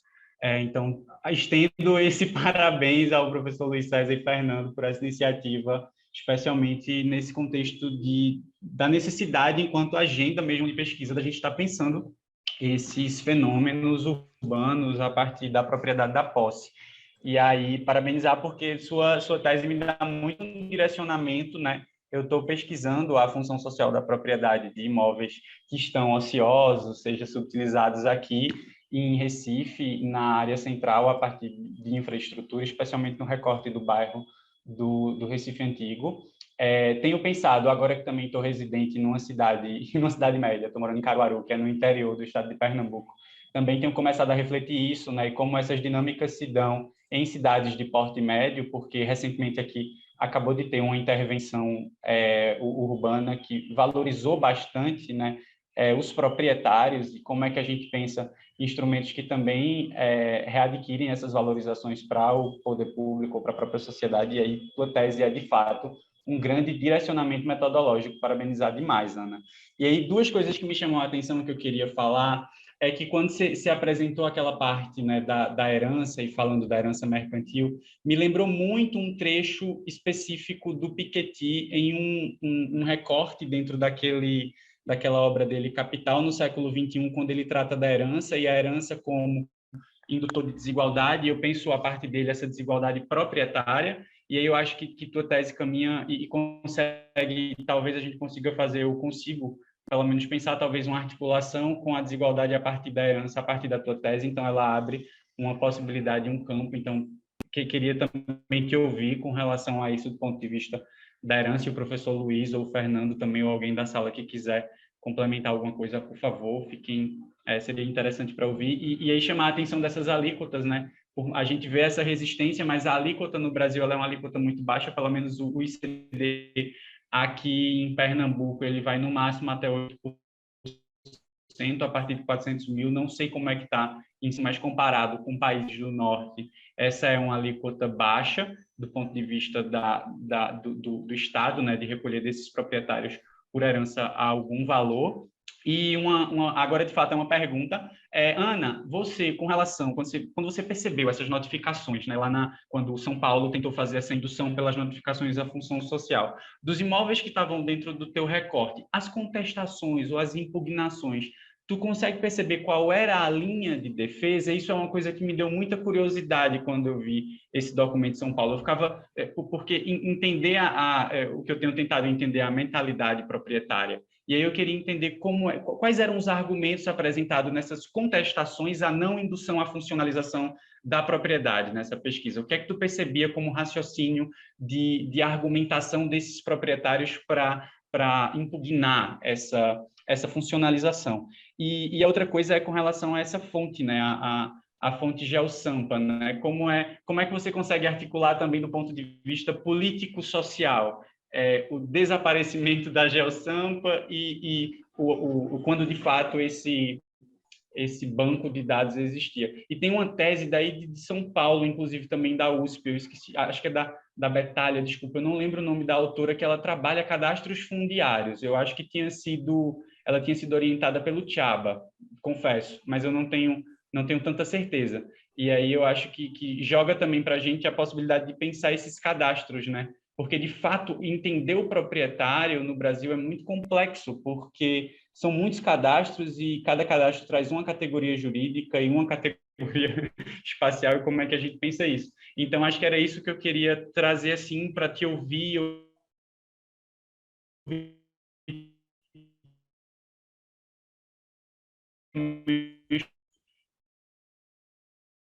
com relação a isso, e mais uma vez parabenizar a sua...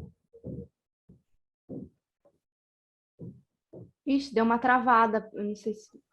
Deu uma travada, eu acho que... Deu uma travada, mas ele falou... deu para entender. Essencial, né? Uhum. Falou essencial. Deu para entender. Obrigada, Ítalo. Obrigada, Matheus, também pelas perguntas.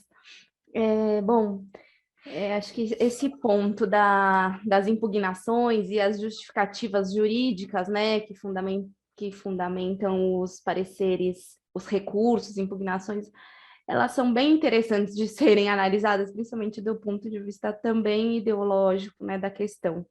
Mas, basicamente, os advogados, né, dos proprietários, eles vinham com a questão central do direito de propriedade, sim. Então, né, eles discorriam muito sobre isso, mas, assim, isso pelos advogados que trabalhavam com a gente era facilmente desmontada, né, por conta do Estatuto da Cidade, função social da propriedade, enfim, isso não se sustentava, mas eles sempre começavam por aí, por essa fundamentação do direito de propriedade. Mas outros argumentos, né? Porque como na época eu atendia esses proprietários notificados, eles vinham com problemas de assim, eu estou tentando vender meu imóvel já faz muito tempo, mas eu não consigo. O valor que ele estava pedindo não estava, né, não estava conseguindo vender. Até a gente comentava assim, se você abaixar o preço, você vai conseguir vender? Ele, com certeza eu vou, mas eu não quero, entendeu? Então, em alguns casos apareciam essas questões, assim, e também muitos problemas de brigas de família. Isso já aparecia nessa minha experiência, né, que eu tive na prefeitura. Então, assim, você tinha que marcar um atendimento com um irmão, depois você marcava com outro para assinar a notificação, enfim. Então, já apareceu isso, né? Na prática, isso aparecia e dificultava também essa questão. Mas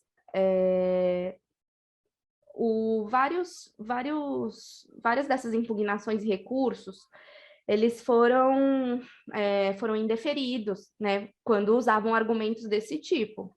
Não se sustentava. Para a gente, pelo menos o corpo jurídico que na época estava na prefeitura, né, quando a gente atuava nisso na gestão Haddad, conseguiu reverter todos esses casos, assim, né, indeferiu, enfim. Agora, depois, né, a partir de 2016, 17, que eu não sei como ficaram essas situações das judicializações. Mas depois, se você quiser, eu até posso te mostrar algumas análises que a gente fez, né? Alguns pareceres dos advogados na época que trabalhavam lá na prefeitura. E essa questão do GeoSampa, né? Que é uma plataforma super interessante que tem aqui na Prefeitura de São Paulo, que disponibilizou esse cadastro dos contribuintes de IPTU, ele foi super rico, e até num determinado momento eles disponibilizaram os cadastros anuais de contribuintes de IPTU de 92 até 2020. Então, eu baixei todos, depois fecharam, sabe? Enfim, mas eu não acho que isso vá ficar fechado, talvez eles estejam arrumando para colocar de volta. Existe uma lei, né, que fala sobre isso, essa disponibilização de informações pelo GeoSampa. Então, acho que é capaz que voltem. Mas essa análise que eu fiz sobre os contribuintes de IPTU, ela pode ser um pouco relativa por conta dos nomes que aparecem, né? Quando vai realizar a notificação de PEUC, né, como um processo legitimado pela prefeitura, institucionalizado, a notificação ela vai para o proprietário da matrícula do imóvel, né? Então, esse cadastro imobiliário dos cartórios, eles têm esse valor, né, legal, que o contribuinte de IPTU não tem, né? Não dá para fazer uma notificação num contribuinte de IPTU, que muitas vezes a gente viu em alguns casos que são diferentes. A maior parte é igual, mas alguns são diferentes. E porque tem essa atualização, né, dos cadastros na prefeitura, enfim, está desatualizado bastante coisa, mas é o que eu tive de informação. Eu tenho uma questão. Você tem um trecho do seu trabalho que diz o seguinte, diz que é fundamental entender que o direito à moradia, sua garantia, não passa apenas pela implementação de instrumentos jurídicos de efetividade da função social da propriedade. Aí você continua, mas também pela articulação entre esses instrumentos com integração entre habitação de interesse social e planejamento urbano e também com políticas públicas para as populações mais carentes. Então, eu acho que isso entra nesse contexto, porque concilia um pouco com essas posições que foram levantadas aí, tanto na posição do Matheus como de Ítalo, né, e um pouco da Clarissa também. Eu queria que você falasse um pouco mais sobre isso, porque isso é uma questão que a gente começou a levantar, né? Acho que essa experiência da aplicação desses instrumentos, elas elucidam bastante, né, essas limitações, assim, do próprio instrumento. Então, um dos resultados que a gente pode ter da aplicação desse instrumento aqui em São Paulo é que ele está muito circunscrito a reativar os imóveis, né? ele não necessariamente está relacionado com a democratização do acesso à terra, com trazer habitação de interesse social em uma área bem infraestruturada. Ele por si só não dá conta disso, né? E acho que talvez nem era a intenção dele atuar separadamente. Agora, a articulação desses instrumentos, do PEUC, das EIs, né, é super importante. Mas mais do que isso, é a questão do financiamento para programas públicos habitacionais, né, que atendam de fato ao déficit habitacional, à população de baixa renda, etc. e tal, e que possam viabilizar isso, e uma gestão, uma capacidade administrativa que possa receber, né, essa demanda de imóveis, porque assim, você notifica esses imóveis, o proprietário te fala assim, olha, eu não tenho recurso para fazer nada nesse imóvel, mas eu posso fazer uma parceria com a prefeitura. Na época, a gente ficava de mãos atadas, porque a gente não tinha o que oferecer para o proprietário. Né? Na época, a gente estava estudando a regulamentação de consórcio imobiliário como uma possibilidade, mas não tinha, né? E acho que isso também é importante, ter uma articulação desses instrumentos, né, que atuam junto aos proprietários privados com uma política habitacional que tenha um financiamento, né, um programa, enfim, que entenda o território também, né, como uma intervenção no território, não só também pontualmente em edifícios, acho que principalmente para o caso dos centros urbanos, né, acho que é importante olhar para o território como um todo. Então, por isso que acho que era importante repensar um pouco também com relação à atuação desses instrumentos específicos, né? E eu até acho ainda que esses instrumentos foram pensados lá atrás, no começo dos anos 2000, numa época em que as cidades eram totalmente diferentes do que são hoje, né?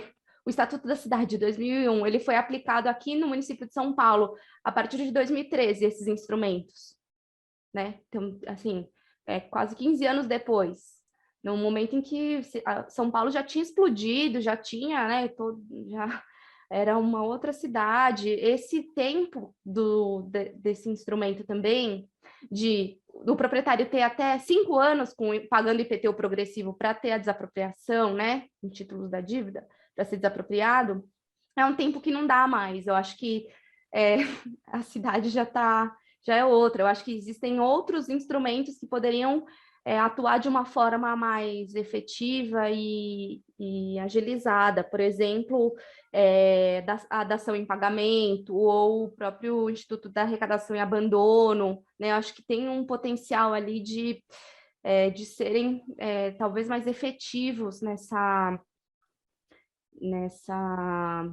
aquisição de imóveis privados, né, pelo setor público. Eu acho que talvez tinha que repensar um pouco isso. Então, você pode dizer também o seguinte, que você pode ter um instrumento, né, jurídico de efetivação, não é, urbanístico, mas, assim, a concretização dele está na política e está na economia. Não está necessariamente nele. Né? Ele depende, não é, de modificação na infraestrutura social, basicamente, e na superestrutura. Sim. Até o próprio instrumento das ZEIs aqui em São Paulo, né? Assim, os empreendimentos imobiliários que foram lançados em ZEIs, que tem uma obrigatoriedade de 60% de HIS1, ou seja, para uma demanda de famílias de até 3 salários mínimos, não foi direcionado para essa demanda. Então, acho que tem algumas questões que estão para além da implementação do instrumento em si, mas que tocam mais na questão da gestão e do controle, fiscalização, né, dessa aplicação desses instrumentos que podem conduzir a um sucesso ou não, né, disso. Então, acho que a gente precisaria refletir mais sobre essas questões, assim, a partir de experiências aplicadas com resultados, né, para repensar um pouco isso. Perfeito. Professor, alguém mais? Quer se dirigir a Gabriela? Professor Luiz César. Bom, não sei se tem mais alguém para comentar, fazer perguntas. Mas, assim, eu diria, essa última questão colocada, Ana, me parece muito pertinente e objeto assim a gente repensar um pouco os modelos que a gente imaginou de política urbana que quer promover, pretende promover essa reforma urbana, enfim, mecanismos de redistribuição, democratização, etc., né? Que, enfim, acho que tem essa questão de pensar como, eventualmente, o poder público pode também realizar esses objetivos, atuando ele também como promotor da produção do espaço, promotor direto e não apenas ficar na função de tentar regular por pressão e incentivo o funcionamento do mercado imobiliário, que é, sem dúvida, uma maneira clássica de pensar a política urbana, né? Os mecanismos fiscais, né? Os mecanismos urbanísticos, os mecanismos territoriais, né?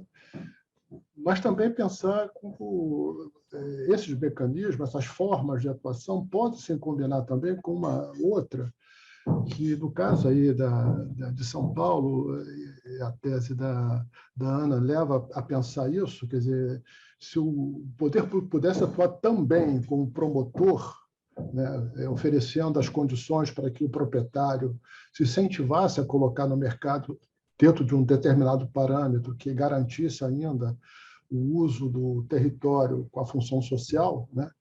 Isso teria também um papel importante em termos de a eficácia da política, de colocar em prática a política voltada para garantir a função social da propriedade, a democratização, a redistribuição, né? Isso me parece uma questão interessante, porque isso significa também abrir a nossa caixa de pensamento, né? Sobre como nós desenhamos, vimos desenhando as políticas urbanas com esse objetivo, né? De garantir a função social da propriedade. Quer dizer, além da ação fiscal financeira, além da ação propriamente urbanística, além da ação territorial, quer dizer, uma ação também de promoção, né? Poder promover a ocupação, né? E, sobretudo, com essa possibilidade de garantir formas de financiamento que incentive o uso, o desbloqueio, né? Do acesso à terra e fazer com que esse desbloqueio seja realizado sob condições que garantam a realização da função social da terra, né? Parece uma questão importante assim que mereceria depois uma reflexão nossa, até teórica, né? Como pensar esse modelo de intervenção que combina essas formas mais clássicas com formas mais atuais, tendo em vista situações específicas, né? Mas se não tiver ninguém mais para falar, Fernando, eu queria fazer uma última fala aqui, entendeu? Quer dizer, voltando um pouco sobre a tese, eu acho que a tese tem uma abordagem que vale a pena a gente mencionar aqui, também pensando a moçada que está fazendo tese, entendeu? Que é muito interessante para o estudo de estudos de casos sobre determinado território, né? Que é trabalhar com essa noção de ciclos e camadas, né? Às vezes a gente olha o território de uma maneira muito objetivo do que ele nos mostra esse momento, né? O momento que a gente está estudando, né?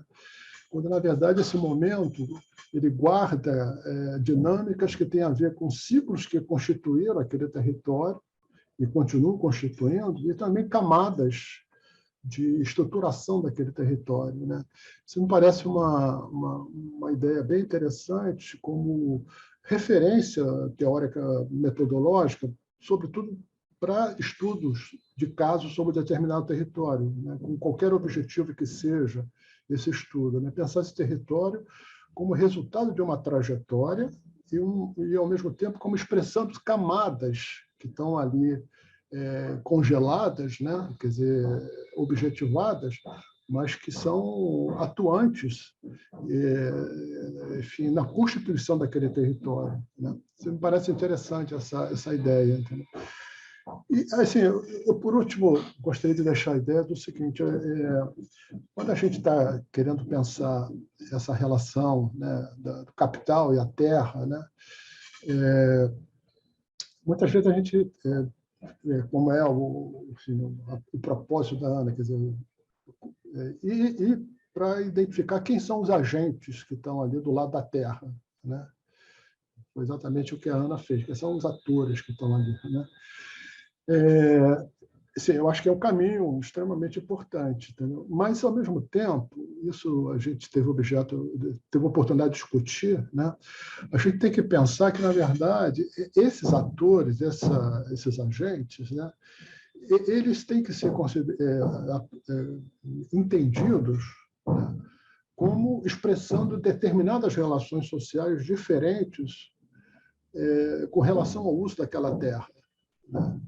Então, no mesmo envelope da ideia da propriedade privada da terra como categoria jurídica, esse envelope pode conter distintas relações sociais, todas elas unificadas pelo princípio jurídico da propriedade privada da terra, né? Então, quando você tem um proprietário da terra lá, no caso que a Ana estudou, que é, na verdade, um herdeiro de uma fortuna, um patrimônio, entendeu? Que foi constituído em momentos anteriores, né? E está ali usando aquela terra dentro de uma lógica patrimonial muito relacionada a esse universo familiar, né? Isso significa uma propriedade da terra, do ponto de vista sociológico, distinta do chinês, que a Ana muito bem identifica, que está olhando a terra como um meio de produção, não como um patrimônio, um meio de produção para criar o negócio dele, né? Como poderia ser também diferente o proprietário da terra, que hoje transformou a terra num estacionamento, portanto, ele tem naquela terra ali uma fonte de renda extraída ali do estacionamento, né? Então, na verdade, quando a gente está falando de atores e agentes, e esse é o caminho, né, a gente precisa dar um passo além ao identificar esses atores para compreender as relações sociais que estão subjacentes a esses atores e que, de certa maneira, explicam a ação desses atores, a lógica de ação desses atores, né? Vender ou não vender, vender por mais caro, vender por mais barato, depende dessa relação social que organiza o uso e ocupação daquele território, né? Então, para um ator cuja a posse daquela terra ali é para gerar uma renda de estacionamento, ele vai vender na medida que o que for oferecido para ele como preço compensar o que ele vai perder da renda, né? Então, a lógica dele de atuação, a racionalidade de atuação dele é uma. Diferente, por exemplo, se o proprietário é um proprietário desses do patrimônio familiar, inscritos muitas vezes até em conflitos familiares, como a Ana também mostra, né? Que é muito próprio dessas questões de herança, né? Então, aí o ator está sob uma relação social e que a ação dele não pode se resumir apenas no preço de compra e venda, entendeu? Outros fatores, outros elementos estão na racionalidade da ação dele, que decorre da relação social que organiza aquele uso e posse da terra, entendeu? Como também seria o caso de um terreno usado pelas pessoas que moram ali naquele lugar, né? São proprietárias usuárias do terreno, entendeu? Ali, qual vai ser a racionalidade desses atores? Muitas vezes não é o preço também apenas que move esses atores a vender ou deixar de vender. Talvez, às vezes, perder o lugar, a sociabilidade, a inserção na cidade, mesmo que ele consiga, com o dinheiro que ele obtém da venda, ir para outro lugar, mas ele vai perder a rede de relações, né? Ou uma pequena mecânica de conserto de automóveis, né? Que o vender ali, outra relação social, né? O vender ali significa talvez perder autonomia frente, enfim, ao capital, no sentido de se tornar um assalariado e não mais um empreendedor, ainda que microempreendedor, né? Então, ali vender ou não vender também não é passível de se resolver apenas na questão do preço, né? Enfim, a gente poderia multiplicar esses exemplos, né? Mas um ponto que eu queria chamar a atenção é a necessidade da gente pensar não exatamente a relação entre capital e terra, mas a relação entre capital e propriedade da terra. Considerando que esse nome, propriedade da terra, que é um nome que logo de cara tem uma conotação jurídica, ele pode ser entendida, ela pode ser entendida, essa categoria, através do reconhecimento das múltiplas relações sociais que podem estar ali galvanizadas numa forma jurídica consolidada, né? Então, o que está em jogo aí não é exatamente a questão da relação de capital e terra, entendeu? Não é a questão da terra, é a questão da propriedade que é o problema, entendeu? Inclusive, para poder entender de maneira mais adequada, né, o quanto essa relação são entraves ou obstáculos. São duas categorias também que são diferentes, né? Pode ser um entrave quando você tem uma resistência da propriedade a se submeter à lógica do capital, que pretende usar essa terra para um fim diferente do que ele está agora sendo usado, né? Quando a gente fala de obstáculo, a gente está falando mais de uma coisa contraditória, de uma relação contraditória, né? Não exatamente de um conflito a respeito de racionalidade. Quando eu estou falando de entrave, a gente supõe a possibilidade de ter contradições de racionalidades, né? E isso tudo pode ser adicionado, que faz a Ana, e tem muito a ver com o que comentou também o Ítalo, mas também a Clarice, com coisas que estão na órbita da cultura, né? Quer dizer, alguém usou, não sei se foi o Ítalo, né?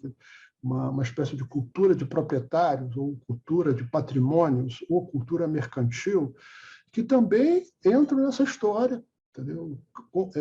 Constituindo essa relação mais conflituosa ou mais contraditória, né? Porque nós estamos falando também de atores, de agentes que agem em função de determinadas visões, né? Não são apenas peças de uma racionalidade econômica, né? Muitas vezes, essa cultura, por exemplo, mercantil, valoriza muito ter a posse da terra como uma identidade social, uma identidade de grupo, né? Uma espécie de prática de distinção social numa sociedade mercantil, né? Quer dizer, ter a propriedade da terra é muito mais importante do que, enfim, ter a riqueza abstrata, tá? Mas a riqueza materializada é um mecanismo, pode ser um mecanismo, isso poderia ser um elemento importante para pensar essa natureza mercantil que permanece no nosso capitalismo, também é um elemento assim, que está na órbita da cultura, no sentido dos valores e crenças que organiza a ação de todos nós no mundo, né? Também desses proprietários, né? Então, essa dimensão também da cultura, uma cultura mais proprietária, uma cultura mais mercantil, menos capitalista, né? Enfim, é um elemento importante, né? Quer dizer, ter o bem tangível como fonte de riqueza e de prestígio social também pode explicar a natureza da ação desses atores nessas relações de conflito e contradição. Então, é muito importante a gente, ao pensar essa questão através dos atores, a gente ir para a sociologia dos atores, ou seja, entender os atores como expressão de uma multiplicidade possível de relações sociais, todas elas amalgamadas nessa categoria jurídica, propriedade privada da terra, mas que é uma amálgama que esconde racionalidades diferentes, né?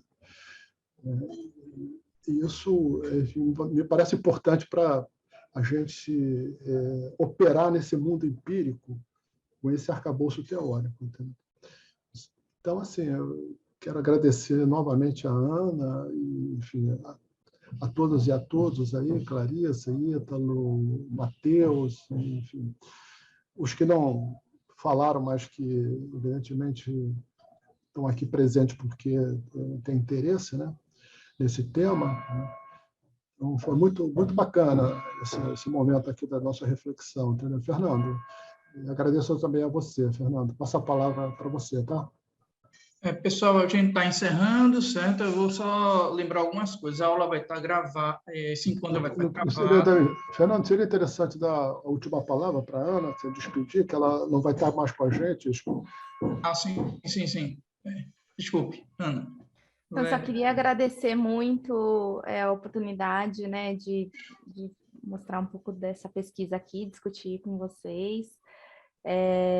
Luiz César, uma gratidão imensa, né, desde a banca, os comentários todos, as reflexões super valiosas, e agradeço muito ao Fernando também. Eu vou ter que sair mesmo agora, que eu tenho um outro compromisso, agora às 11 horas, mas eu estou à disposição, eu coloquei o meu e-mail aqui no chat.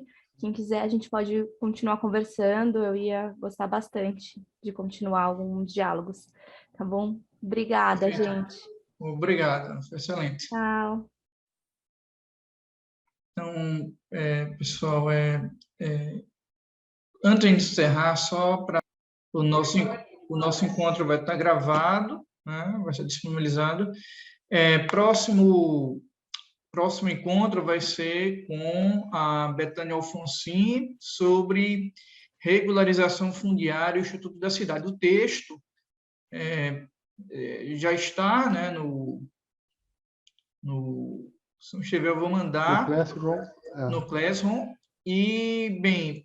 Bom, Fernando, seria bom lembrar, quer dizer, a todo mundo, que a gente está colocando no Classroom também, para aquelas e aqueles que não conhecem, né? Mas, enfim, é possível que eu não conheça, porque é uma coisa, um documento datado, aquele famoso documento da CNBB de 1983, não é isso, Fernando? 82, que foi a CNBB que fez a reunião anual, né, sobre a questão do uso do solo. E foi o documento que inaugurou o debate contemporâneo sobre a reforma urbana, onde essa discussão da propriedade, da especulação, do conflito entre capital e propriedade está no centro desse debate. Entendeu? Então, além de ser um documento valioso do ponto de vista histórico, ele tem uma certa atualidade até hoje, né? Como marco de uma visão nova sobre a cidade, e que inaugurou, sem dúvida nenhuma, essa ideia mais atual da reforma urbana. Entendeu? Então, como a gente está trabalhando sobre isso em função do nosso projeto, é que a gente achou, no sentido de tomar outra vez contato com esse documento. Bom, esse documento é muito importante, todo mundo tem que conhecer, porque faz parte da história, mas a história que está hoje também nos levando para algum lugar, entendeu? Né, Fernando? Então, vai estar esse documento aí para quem não conhece. E vale a pena a leitura, gente, vale a pena.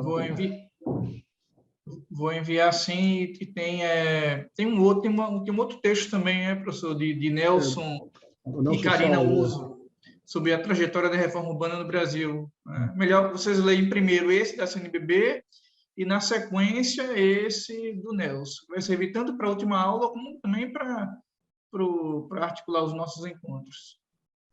Então, é isso, pessoal. Vocês depois assinem, quem não assinou, assine a ata, e a gente se vê na próxima segunda.